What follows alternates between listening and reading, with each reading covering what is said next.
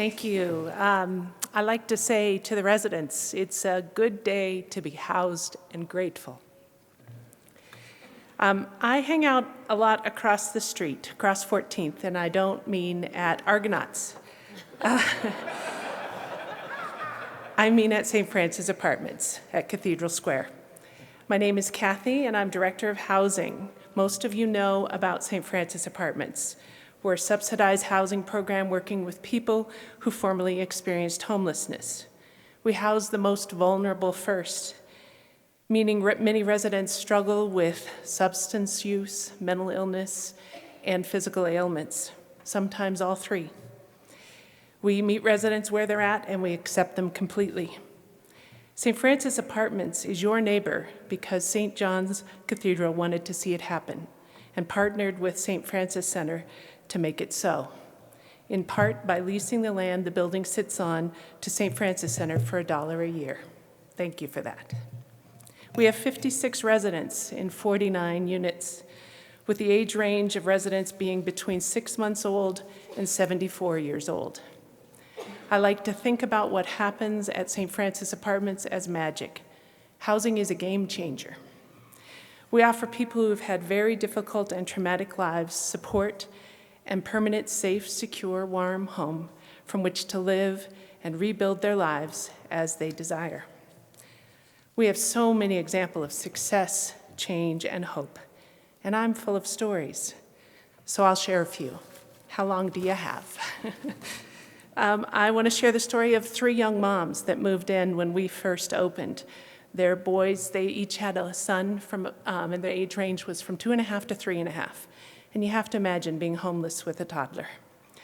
They lived with us for a year. We helped the kids get into preschool, get lives stabilized, and then we helped all 3 of those moms move to new apartments where they could raise their families, bigger apartments, 2 bedrooms, where they could raise their families in the future. And a voucher went with them and a voucher stayed with us. That's the way housing grew. We then have more space for more families, and we have a new 6-month-old I mentioned that moved in, and are soon to get a mom with an 11-month-old. We successfully housed 2 men who died in our building, and they weren't outside. That's success. One of those was under hospice care when he died. We create community and regularly have 25 to 35 residents at events and meals when we used to have 5 or 10. Community can mean residents connecting with each other, or it can mean someone coming up and sitting in the back or on the side and not talking to anyone, but knowing they belong.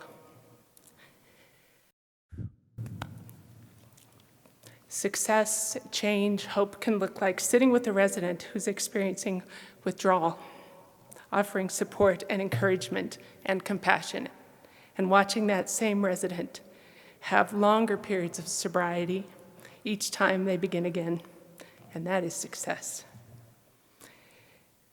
Success can look like participating in monthly block cleanups with the residents.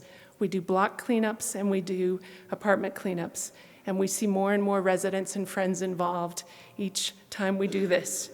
It's amazing to watch residents take pride in their home and being good neighbors. We recognize success in remembering and recognizing a resident's birthday when there's no one else who does.